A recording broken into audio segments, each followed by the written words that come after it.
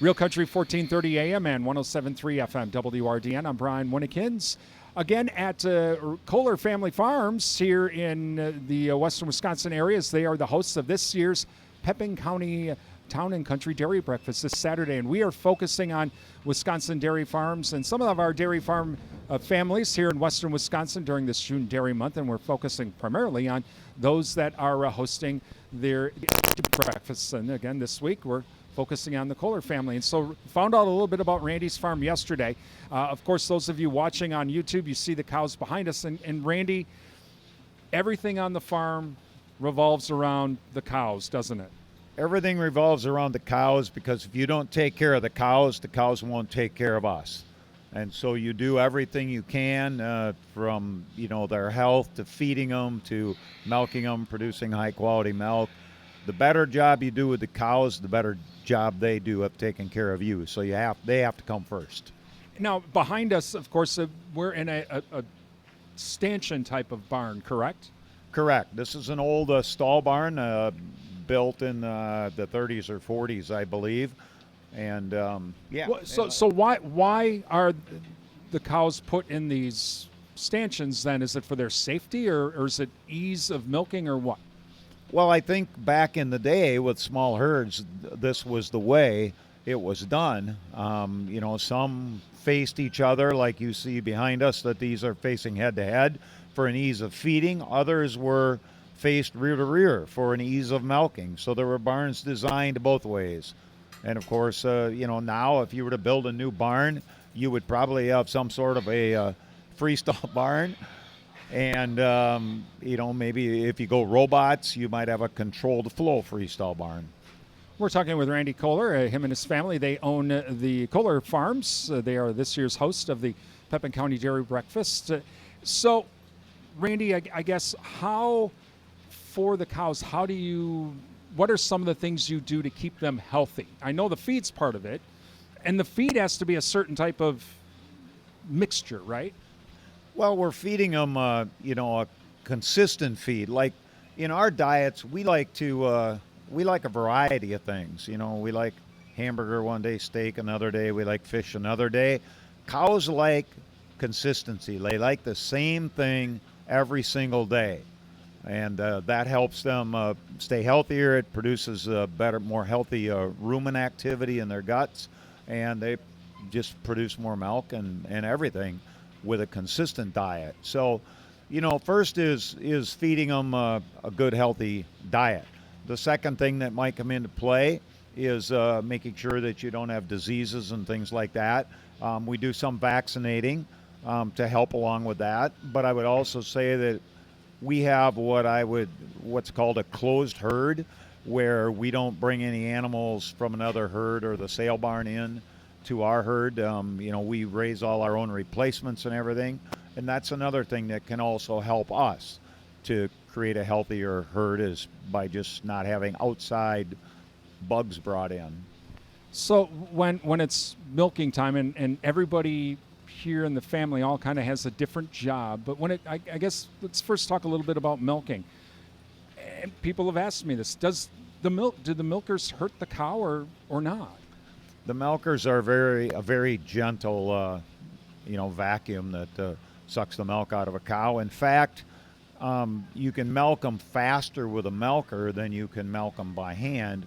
And the quicker you get the milk out, the vacuum creates a stimulation, and they let their milk down with the oxytocin letdown that a cow has, causes them to let their milk down. And the faster you get them milked out and get the milker off, the better you are. Really? Why is that? Just because you don't want to just continue and, it'd be trying to get something out of something that's not giving the milk down, and you're just irritating it. So the faster they let the milk down and the quicker you get it gets out, the less time the milker's on, the better it is. And the milkers automatically drop, or at least do they tell the milker, hey, take this off? The ones that we have here have a sensor that senses when the milk flow drops to a certain level, and it beeps and blinks when it's time to take the milker off. Now, you get into other setups that have automatic takeoffs where it's sensing the same thing, but then there will be a rope attached to the milker, and it'll actually pull the milker off the cow in a parlor type setting. And that's for the safety of the cow, correct? That is it's a good thing.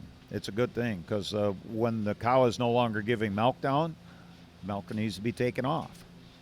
Talking with Randy Koller, again, his family hosting this year's Pepin County Town and Country Dairy Breakfast this Saturday starting at 6:30. Let's talk about calves. Why are calves separated from the cows so soon? Well, it goes against what some people think, but the quicker you get that calf away from the cow, you reduce the chance of that calf picking up, bad bugs, diseases, different things from the cow or from the environment, because you want to get them onto a nice, clean, whether it's straw or wood shavings or whatever, you want them to, get onto a nice, clean bedding pack and stay clean. And as far as some people would say, well, shouldn't the calf suck on mama for, several days to a week? And well, when that happens, you have the chance of introducing bacteria into the udder of the cow from the calf sucking on it, and then you can have, mastitis or adulterated milk. So speaking of milk quality, we've strived to have the best quality milk we can, and we have consistently have a somatic cell count that's under 100,000. In fact, in the month of May here, we're averaging something like 55,000 as we near the end of the month, for the month. And we've treated we've treated 2 cows and sold 1 cow in the last 14 months because of mastitis. So it's just something we do not have much of a problem with, and we do everything we can to try not to have those problems. So then, what are the calves fed then? We feed the calves colostrum from their mother when they're born for, I guess I try to do it for probably 6 days, and then we switch them over to an all-milk milk replacer that's made from milk. It's a dried powder. We use a milk replacer that comes from my dairy co-op, DFA Animal Nutrition, all milk, and we've had really good luck with that. Why are the calves on any dairy farms then separated out? They have their own either shed, barn, maybe hutches, individual hutches, but why are they separated out?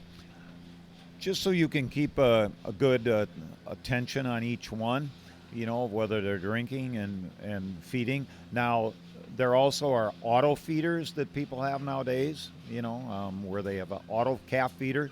Now that feeder can monitor each calf with a neck band with a chip in it, and that computer knows whether that calf has been to the feeder 3 or 4 or whatever times today, and if that calf is not drinking, even though they're commingled in maybe a group of 6 or 8 or more, if it hasn't showed up to eat and drink, the computer will spit it out, and the owner needs to check out that calf and see why it hasn't been there. And in my case, I have them individually, so I can pay close attention to each individual one.